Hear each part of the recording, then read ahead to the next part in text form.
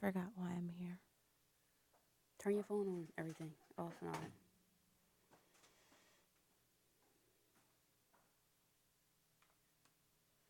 I don't know. Can you see if I click that button?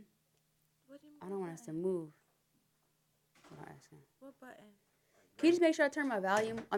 Just the top part. Just click it, decide, where to turn. Make sure it is not on ring. Like, just It's click on that. airplane mode. Oh, so it doesn't matter? Okay. All right.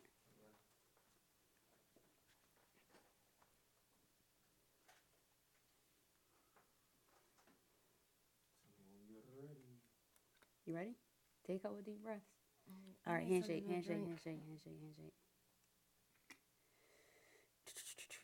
Just have fun. We're just having a conversation. That's all. You would say that Rodrick, right?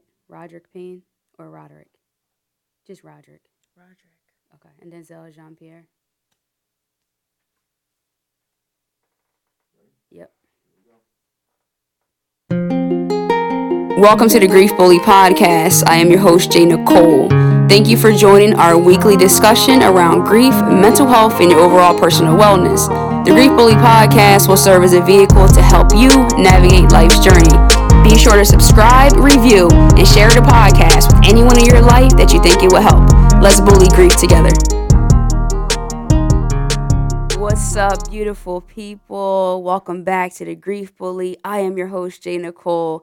I am so excited to get back on. We are at episode 4 already. My goodness, I'm so excited today, if you can hear it in my voice. Today's going to be a little bit different. We are not going to have just myself on here today. We're going to have a very special guest. So I'll leave you in suspense for a few moments about that. So to recap from last week, we talked about intangible versus tangible relationships, breathing life, still having that connection with our loved ones while they are gone. So this week, we want to bring it in and talk about relationships that we have with those that are still with us when we have lost someone and we're going through grief. So my life partner, my best friend, the person who has experienced and also single-handedly carried my grief over the last 6 years is going to be in the building with us today on the show. Welcome, my very first guest. It's only right, the lovely Mrs. Adena Jay. What's up? Hello. How are you feeling? I'm doing well, thank you. Doing well? You a little bit nervous? A little bit. It's home. She has been here for every episode of the show. And I knew eventually I wanted to bring on guests, and I felt that it would only be right for us to bring her on as our very first guest. Mm-hmm. It's perfect timing because we just celebrated 2 years of marriage. Give it up to us. Yay. And I started thinking, I said, what do we want to talk about this week? And it dawned on me that in the last 6 years of us knowing each other, I've suffered 3 major losses. When we first met in 2013, I had just lost my friend Moet that I spoke about a couple episodes ago. And then 2016, I lost my grandmother. And then more recently in 2019, I lost my father. Mm-hmm. So I asked Adena Jay if she would join us today on the show because there's a lot of great points here that we can highlight and talk about and discuss that I think will be very, very beneficial to our audience. So, of course, we are married and we're talking from a spouse relationship standpoint, romantically, involved, someone who you spend a lot of time with, a lot of time behind closed doors. We decided to be transparent today and to carry on the conversation about, the life after a loss and where we go from there. And there's so much that we weren't able to really find much as far as the spouse of the person who lost someone and how grief is for them, the role that they play, how they can be overlooked, and just so many other dope points. So we're going to get right into it today. Again, thank you and welcome back to the Grief Bully Podcast. We're so excited to have you here. Episode 4 today is Monday, September 9th. So we are going to get underway here. So there's so many points of this that I don't exactly know where to start. But we're kind of going to do a little Q&A, but more of a conversational style. So feel free. The mic is all yours, to talk about anything that you want to talk about, any points that you feel will be valid. So I do have some points here that I want to talk about. So, again, when you first meet someone and you're in that infatuation stage, you're like, oh man, I really love this person. You're so great. I love hanging out with you, right? That's when everything is great. And you're not thinking about tragedy. You're Mhm. not thinking about when life actually gets hard. And one of my favorite songs, Can You Stand the Rain, is something that Sing it. I Sing it. can you stand the rain? Oh, Ooh, that was nice. sunny days. Everybody loves Mm, them. mm. Tell me, baby, can you stand the rain? Good job. Yeah. So anyway, bookings go to no, just kidding. So in a serious note, though, we all think that we can stand a little rain, and you think that you're so into this person, but when real life hits, what do you do? And like I said, when we first met in 2013, I had just come off of that May, and we met in September. So just a few months after losing someone who meant a lot to me and a great deal, I wasn't actually in a great space. And actually, we first one of the first poems you ever saw me do Oh wow. perform was a video tribute to my friend. Mhm. And so I guess you kind of knew I was going through something. Yeah, yeah. I kind of, well, I didn't know how recent it was, and I didn't know, what was going on, but it definitely did shed some light onto your writing capabilities, and perhaps that something, more deep was going on. Okay. No, so great. So let's talk about this. Let's just get right into it. I just want to pull the bandage off. So we're gonna get into to this port here. So when you're dating for a couple of years, more oftentimes than none, unless you don't have a great relationship with the other person's family, you start to build relationships with that family as well. And Adena Jay uh, has built a relationship with my family members, Right. and my grandmother. So you Mhm. knew my grandmother. Mhm. How would you, talk about that relationship? As far as, do you feel like you had a bond, had a relationship, or was it just like, talk about that a little bit? Yeah, no, I definitely had a bond with her. I still remember the first time we met when I went to her house. And it was like just so welcoming, and she was so sweet, not a typical grandmother, cuz she had a little feisty side too. Hey, hey, hey. But she was always so welcoming and just loving, and she just welcomed me with open arms, and I just felt honored whenever we were over there, spending time with her, and so yeah, we definitely did have a relationship. Awesome. Thank you for sharing that. So I recall you saying to me, before my grandmother passed, there was no sickness or anything, and you said something along those lines of, you can't imagine what Mhm. it's going to be like when I lose my grandmother. Yeah, I was very You can speak scared. to that, because I can vaguely remember, but I do remember you Yeah. saying that. Yeah, I was terrified of that day when it was going to come. Because I know that you guys were so very close, and you had just this really close relationship, that it literally terrified me to think about what that would be like, or what that would look like for yourself, and also for me as your partner, navigating through such a difficult loss. Um, so yeah, I was afraid. No, and thank you for your bravery and just your transparency and wanting to share that. And guys, please understand, we don't want this episode to be super sad, but please understand that it will be what it will be. It is an important topic to talk about and discuss, because I think that a lot of times, um, the other person gets overlooked. And also, I don't know that they know what role to play and not to play. And then I'm going to say, I don't want to say first and second, but just in terms of this conversation, I'll say the first in line griever, and then the second in line when I'm speaking about us. Mhm. So the first in line person, which is myself, who that's my direct loss, um, gets most of the attention. And myself, I didn't really know how to navigate Mhm. myself. So I remember telling you, when I lost my grandmother, I don't even know what I have to give. Mhm. Like, this is really it.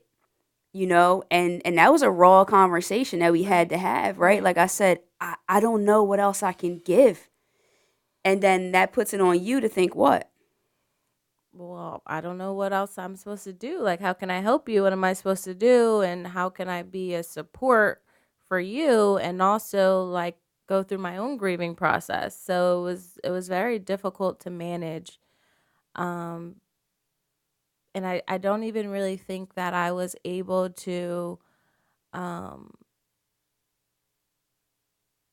go through my own grieving process, or like, have my own feelings towards, that loss necessarily right away, because I just was trying to pick you up and like keep you from, you know drowning Mm. pretty much. So it was kind of more so just like, kind of like when you have like a little kid who's like eating food and you're just like chasing after them, like picking up the crumbs.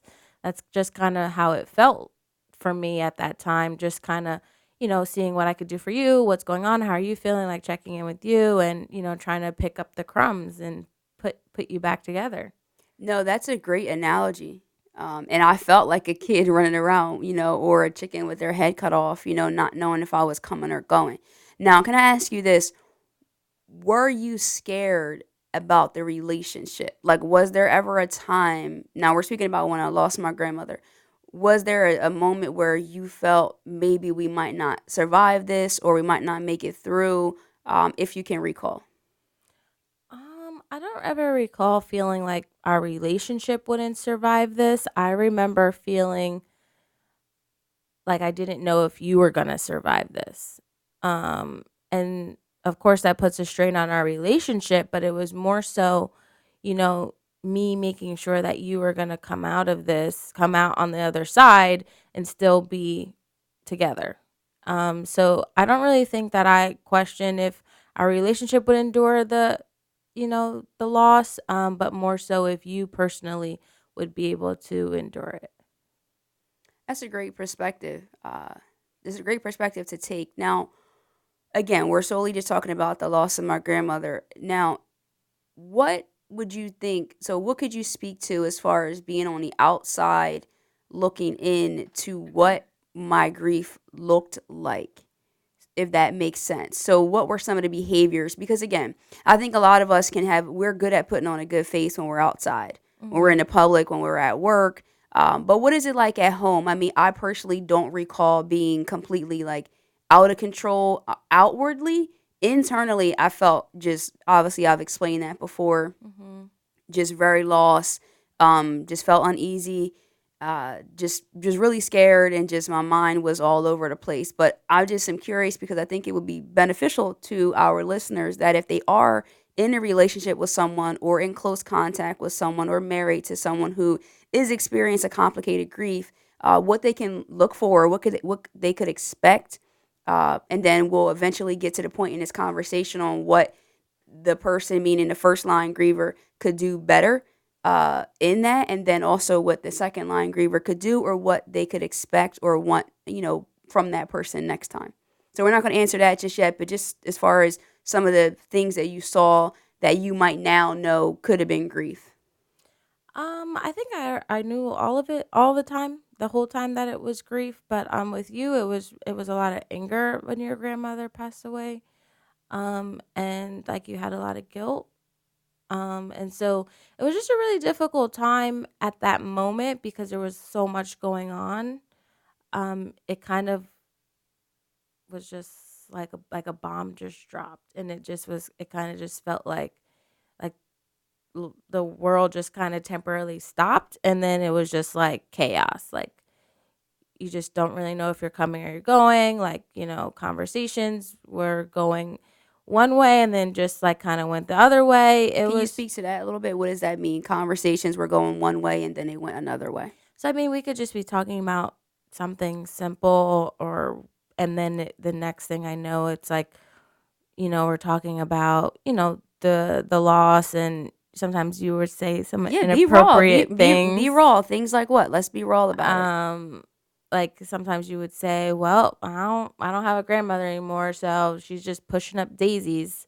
Or she's, some stuff like that, that I would always say, like, come on, stop saying stuff like that. Like, I didn't necessarily understand some of the analogies that you would use. But now thinking about it, it was definitely part of the anger, part of the grief, and trying to just manage it the best way that you know how. Yeah, no, and I am thankful that you were being transparent there and being raw, because I only want to give our listeners and our audience here on a Grief Bully the truth. And in my experience in my grief journey, I've had some ups and downs, and I do agree. I said those things, and at times now I will say them a little bit better now because we've learned to grieve and grow and to integrate well and get better. But we're also talking about 3 years later and a Mm-hmm. lot of counseling and therapy, um, for the both of us. So far we've talked about my grandmother and that loss, and at the end of discussing the next loss, we will recap and then talk about how we can do better in some more areas and points of the conversation, um, that we can navigate. So I lost my grandmother. Mm-hmm. When you first met me, I had just lost a friend. Mm-hmm. So now I've been introduced to grief, and you didn't know my friend, so you didn't experience that loss, but some of the back end of my lingering grief with that. And then my grandmother's loss, you experienced that pretty up close and personal. Again, why I thought you'd be a great first guest, while we're continuing to introduce the Grief Bully in the show and what we're trying to do to the audience, and then talking about um, how that looks in a relationship, Mm-hmm. once it's still going and life to one part stops, but you still have to build. I mean, we've been married, we've bought a house, we've had new jobs, a lot of things have happened, since those losses. So I want to move forward here and talk about the loss of my father, because so with my grandmother there was less responsibility on me. A lot of it fell on my aunt's shoulders and my uncle, and but with my father, a lot of it fell on my shoulders. And so when you're married, Mm-hmm. that falls on your spouse's shoulders as well. And we've always moved as a unit, and that's always been our philosophy with everything, so if one Right. person's hurting, the next person's hurting. So we're going to try to get through this without crying, folks. But let's talk about that. Let's talk about your vantage point, because that's what we're trying to talk about here today. The vantage point of the second in line griever, although I believe that we both suffered that loss, equally. But so we're going to try to talk about this. What is your vantage point um, of that process? So we can even start with, when he was in the hospital, and then just that whole thing. So just talk about it from your standpoint. Oh man. Hmm.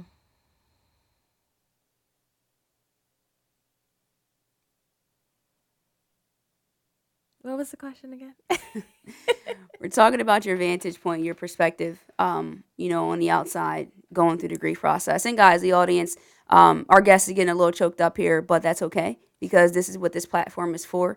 Because this is part of her sharing her grief story as well. Because just because you don't talk about it doesn't mean you're not carrying it. Right. You got this. So yeah, I think that we as the what you call the second line. Yeah, I just made that up. The second line Right. griever. I think as a spouse you're sometimes like the forgotten griever. Let's say that again. Sometimes, and I'll give you some time to wipe your tears. Sometimes the spouse is considered the forgotten griever, the partner, the girlfriend, the boyfriend. Again, if you're present and that's the kind of relationship that you have, you can Right. be viewed as the forgotten griever. Yeah, so everyone is kind of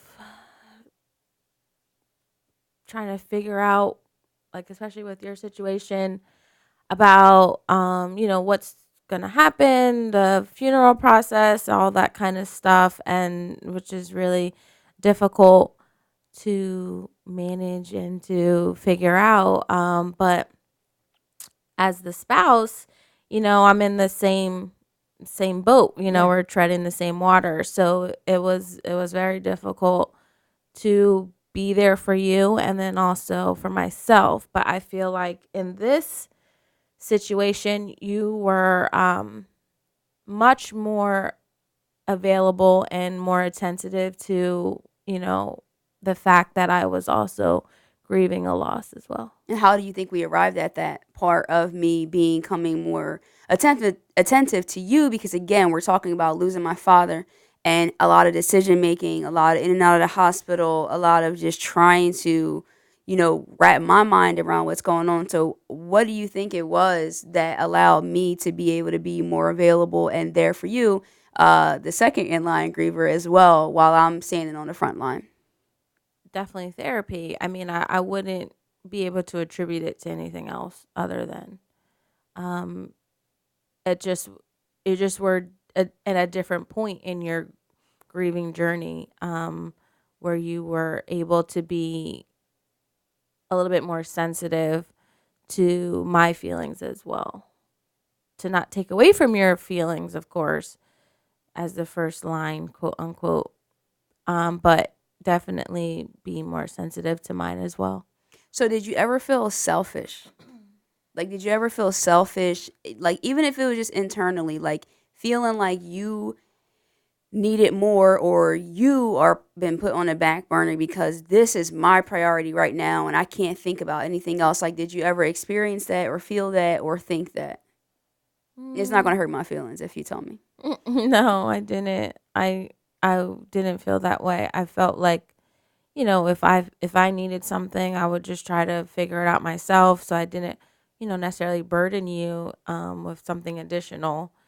But I don't remember ever feeling that way. No. Okay.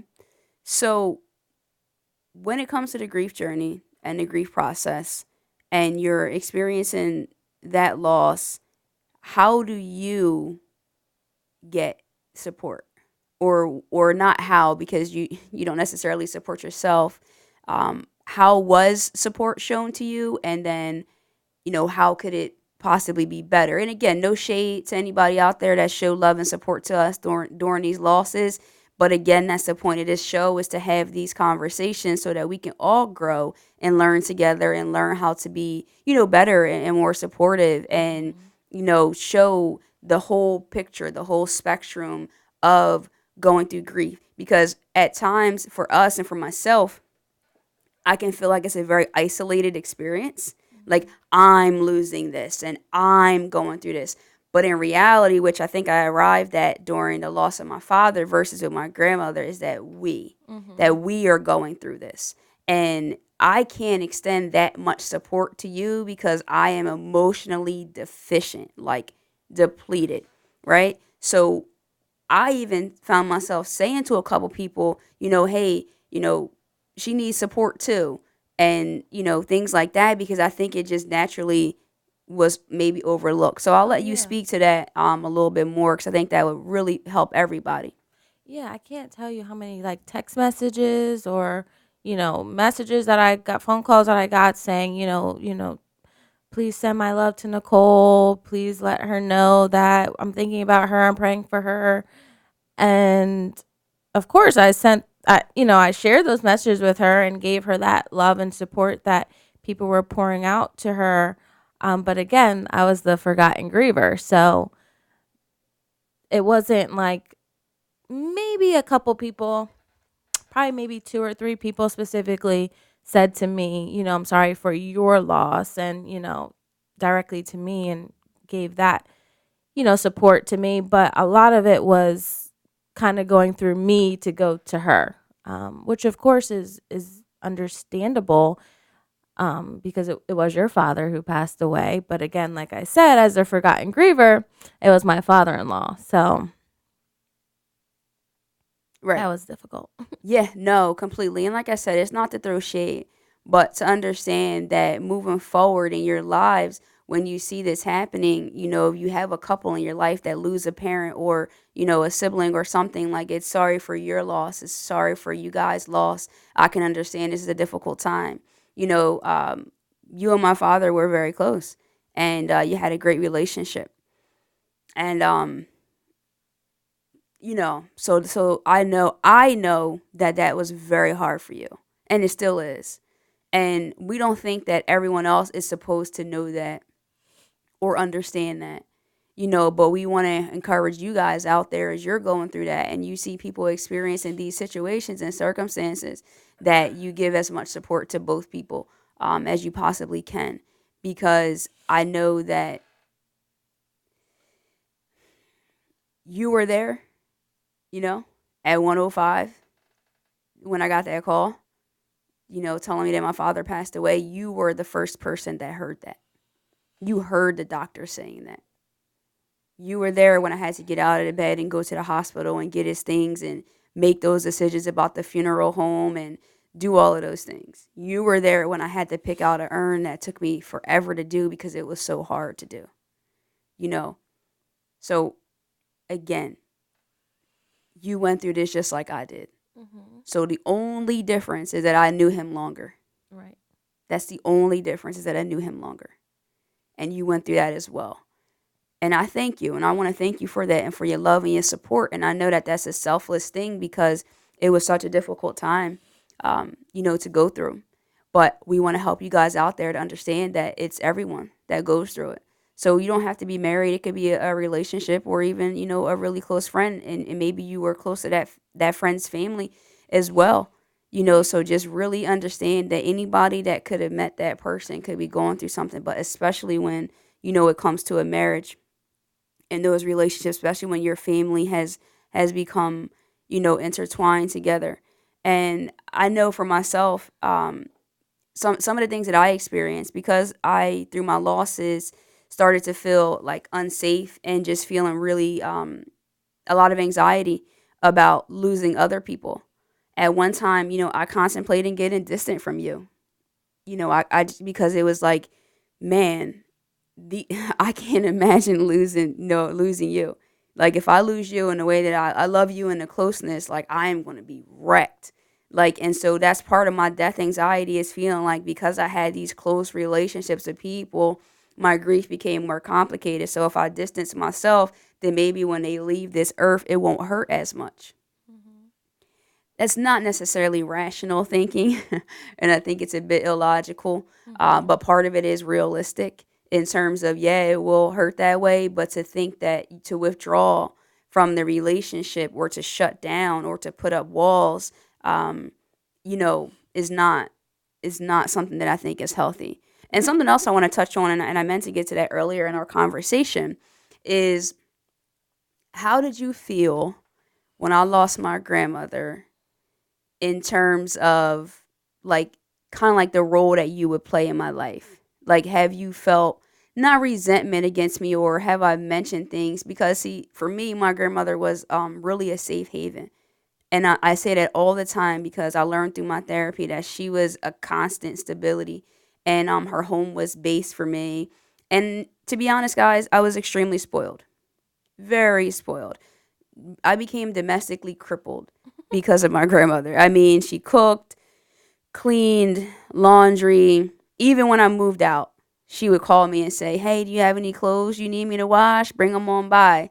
When I would go to work and I did not live there, she would ask me what did I want for breakfast and make that, and I would stop by and eat it on my way to work. Like anytime I was broke and all, I never thought, where am I going to eat? Like I never had to think about that. So just how did you feel? Like, I mean, did you feel like, oh man, like how is this going to line up? Am I going to like view you like, oh, my grandmother, did this, and now that I don't have her, this, or did that not even come across your Yeah, mind? definitely. I think that was difficult too for me because she did so much for you, and that she was that person for you. So it was hard to kind of figure out, like, not how to replace that feeling, but more so how am I gonna like live up to that role, perhaps. And I remember when I made you pancakes and you're like, "Oh yeah, these are good. I love my grandma's pancakes." And then one time I made you pancakes and you were like, you loved them so much. Like that was like the best day of my life. Like I was just like so happy that I finally did something that was maybe a half a centimeter as great as she did. So yeah. No, that's definitely funny. I love my grandma's pancakes. Actually, I made a book. It's called The Adventures of Grandma and Ladybug Pancake Power. So yeah, so I did love the pancakes, and I bring that point because I think that's another thing to look at is that when we, as the first line griever, that I made this up, and for all the therapists and counselors out there, if this is not accurate, and forgive me, but this is what we do here on the Grief Bully. I just make up things that sound good for what I'm trying to explain. So I think that we can say things and our actions could really be hurting someone in our grief, and we're not even realizing. I mean, me just talking about pancakes, that in my mind is not making me think that that could be offensive, or it could be something that can make you feel a type of way. So just to be more mindful of how you are showing up and what you are saying, and that can put a lot of pressure on a person. Mhm. And let me tell you something, and I really want to say this to everybody out there. If you are in a relationship, a marriage, well, a marriage is, I guess, a little bit different because you have vows and a different level of commitment to an extent, maybe. But if you are in a relationship, a marriage, whatever, and you feel that holding that person's grief is extremely difficult for you, tell that person. Mhm. Tell that person, seek the help, because let me tell you something, it is heavy. And we're not just qualified to help someone recover from grief. Like, this is the thing, and I want to talk about this too. Hopefully we don't get too teary-eyed. In the 6 years that we've been together, I haven't had the roles reversed. Mhm. So I haven't had to show up for you in your grief. I Right. haven't had to show up for you in that way, right? So the shoe hasn't been on the other foot. Right. So I'm like, whoa, like, what is that like? Mhm. And even for me, with all the therapy and the education and research that I do with this topic, I know that that could be very hard because holding someone's grief is sacred. Mm. But I think the even more sacred thing is to be wise and get help holding that, Mhm. right? So not to say that you haven't lost people, because you have, and I'm aware of them, and I miss those people, and I never met them because I miss them because I never got to meet them. So I can have stories, and that's another important part, is that grief still exists even if it's not present day, like the loss didn't Right. just happen. Right. So I've tried to do certain things over the year. You've lost your grandmother, you've lost your cousin, you've lost your uncle, and I remember one year I got you pictures, couple pictures Mhm. made with quotes on them, which each of their picture during our wedding. Mhm. We integrated our loved ones by Right. We had pins, yeah, we had the pins, charm. and you had the Yeah. charms with the faces Mhm. of your grandmother, your uncle, and Mhm. cousin. And so there's still ways that you can show up for a person who has lost someone, although you weren't there and present when the loss took place, Mhm. because the grief did not go away. Mhm. The pain did not go away. Right. Like, she still hurts, still cries. Like, we still have tough moments that we have to get through. So I want you to be aware of that. Just because somebody lost somebody years ago, don't dismiss it and Mhm. say, oh, whatever. I'm sure that's not really making them sad. That was so long ago. No, Mother's Days, holidays, birthdays, those things are still real. You want Right. to speak to Yeah, that a I little think bit? I think when I lost like you were saying, when I lost those people, I was in a different relationship, and I know that once I met you and we were, and you had those losses, I wanted to show up for you the way someone didn't show up for me. Oh, say that again. So I wanted to show up for you the way that my, partner at the time didn't show up for me. So that was hard for me. So I wanted to be a better partner to you during those losses that you endured, or that now that we say that we endured, so that you had that support and love and help. No, well, thank you. I appreciate that. And now that you've done such a phenomenal job, I've got my work cut out for me. But no, in all seriousness, guys, it's not a competition. But a couple of things I want to recap on here that we've talked about, and we can both do this together. Points that we can leave our guests with from this conversation, because we've dropped so much. And pardon us if it was a little bit here and there, but I really wanted us to just have a raw discussion. I've had some topic points here, but I just wanted to really have this conversation, the intimate discussion and the realities behind that. Because I think a lot of times we do overlook the other griever, the other person, the second in line. And it's important that the first in line person also, not only do we expect different levels of support from outside folks, but to show us how we can also be there for ourselves, of course, and also for that person. But in our household and in our family, mental health and therapy is very, very important. Right. Our guest today actually has a master's in clinical mental health and rehabilitation counseling from Rutgers. Woo! Yeah, 2019 grad. So we are big on that. We both have therapy and counselors. And so it might be a good idea to bring that third person into your relationship, Mm-hmm. or fourth, because unless you share a therapist. So to bring that third or fourth person into your relationship, of course, with God, it could be very beneficial. Right. Yeah. Would you agree? Yeah, absolutely. 'Cause you have to navigate the waters, and if you both are looking for the same life jacket, someone's not gonna be surviving. So, Yeah, yeah. Look at you dropping analogies and gems all evening long here. So if you can leave with 2 points as far as what you would want to see from other folks, and then what you could have, I want to say, like, maybe done better, or something that you did do great or well in the grieving process for your spouse, that you would offer encourage someone else to do. so for other people, I would say, just to keep in mind the people who are in the background who are supporting the people that are in the front row. And also, I think I could have done better with expressing to you when the grief was too heavy for me to kind of hold.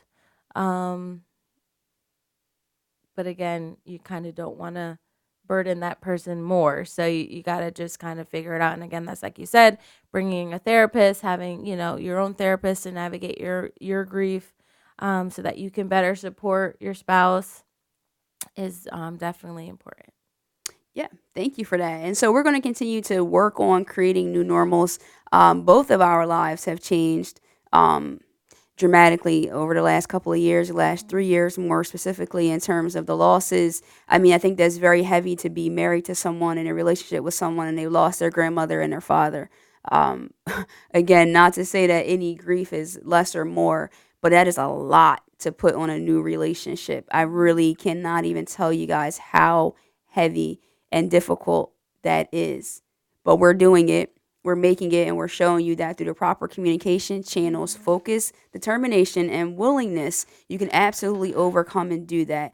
So I want to just jump into our In Love and Memory segment for this week. Our In Love and Okay. Memory segment of our show is a time in our show where we like to highlight, humanize, and shout out and show love to some of our angels that have gone on. And so for this week, our In Love and Memory segment, we want to say in love and memory to Rodrick Payne Sr. and Denzel Jean Pierre. That is from their sister. So we want to just send our love and prayers out to the family as you continue to grieve. You are not alone. We here at the Grief Holy Family are here to support you. Yes. And we invite you to join our closed Facebook group. It's called Grieve and Grow. Grieve the + grow. It's a private group in there where we just drop things. We just talk and open up and express, because it is our thought process here, and why we invite you to this table is that if other people going through similar experiences can get together and talk, that we can heal together, because not everyone will understand had Right. they not experienced those types of losses. And then we have our inspirational boost segment of our show. We want to leave you with something positive. This is Monday, so we always want to start our week off with something thought provoking or positive for you. This is my favorite part. In our our inspirational boost is brought to us by, Adena Jay Designs. yes, where they make, create, and inspire decorated apparel, wood signs, and more. Follow them on Instagram and Facebook at Adena Jay Designs, ADENAJAYDESIGNS. The reason why I said it like that, guys, it was pointed out to me that I have misspelled the word Terrible. designs. So Terrible. I wanted to take my time with that. Our inspirational boost is: one can have experienced tragedy and not be tragic. Being happy in the face of great sadness is the best revenge for being made to endure it. That's R.I.D. is who that quote is by. That quote will be in our show notes for you to reference. I think it's a great quote and is one that really can speak to me, in my life. So I definitely want to encourage you to go check that out in the show notes. As always, we want to invite you to subscribe, share, and review the show. We want to get it in front of as many people as we absolutely can. This is a tough topic, but I believe that we are tougher and we're stronger together. We're going to continue to bully grief. Follow me. I am your host, J.Nicole. You can follow me on Instagram at I_am_J.Nicole. You can email us if you want to be a part of the In Love and Memory segment. Have someone in your family shout it out, or if you want to reach out and just contact us for further feedback and conversation, please feel free to email us at thegriefbully@gmail.com. Again, follow me on Instagram. I am your host, J.Nicole. I_am_J.Nicole. Guys, thank you, Miss Adena Jay, for joining us. Thank Hope to have you. you again on the show sometime soon. Absolutely. What do I always say at the end of every show? Love and light. Love and light. Peace. Peace.